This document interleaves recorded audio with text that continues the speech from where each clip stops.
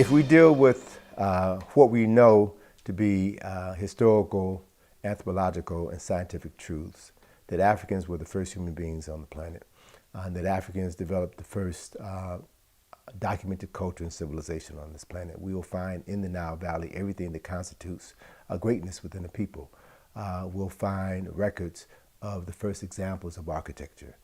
We'll find examples of human beings such as Imhotep, who stand foremost in the annals of geniuses as the world's first multi-genius, the first multidisciplinarian.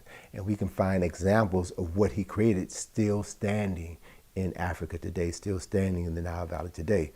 And at that time, the people who were best suited to appreciate what was in Kemet were the Greeks, who lived just on the other side of the Mediterranean Sea, who were relatively close to Kemet.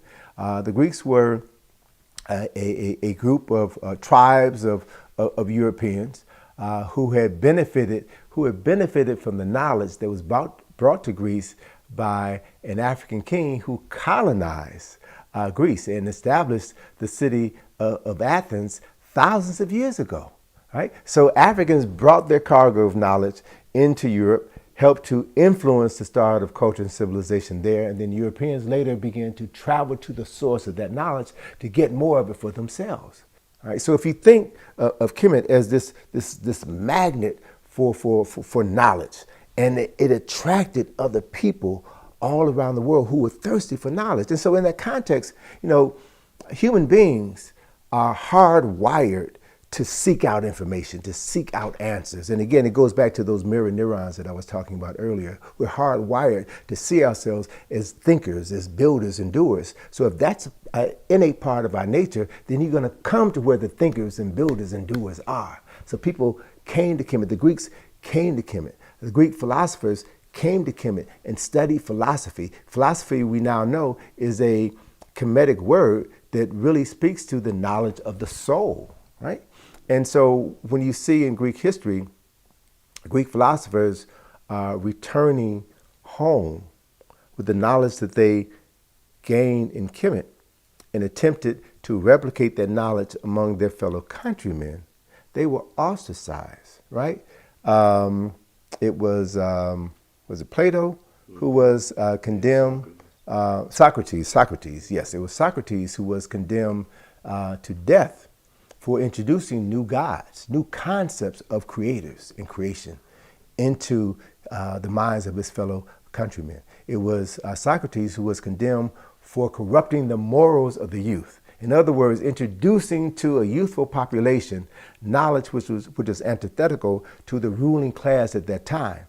And so he brought in knowledge which the Greeks would become the so-called fathers of, that was foreign to Greece at that time, and he was condemned to death.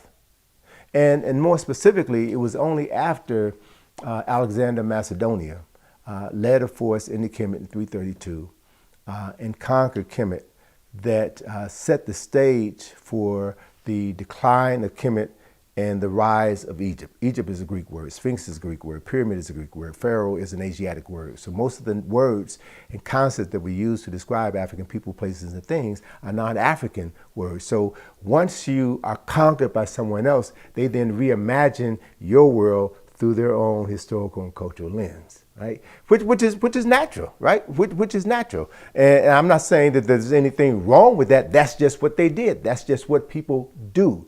So in establishing the University of Alexandria, it made sense then that for the Greeks who had conquered the known world at that time to then set up a base camp in the center of knowledge. That's in Kemet, in the northernmost part of Kemet, in the city that was renamed after Alexandria, right? And so they created the library there, where it was commissioned that a copy of every book be made. And then the original were kept in the library, and the copies were given back to the libraries from the European world where they came from. So this became the storehouse for knowledge. So after Greece fell, then the Romans were the next Europeans of power to rise, right, to ascend in this Game of Thrones. And they came in and conquered the Ptolemies, the Greek rulers of Egypt at that time, and they assume control of this information. So what you have for over almost 2,000 years is what we could refer to today as gentrification. White folk moving into a black neighborhood and remaking everything in their own image.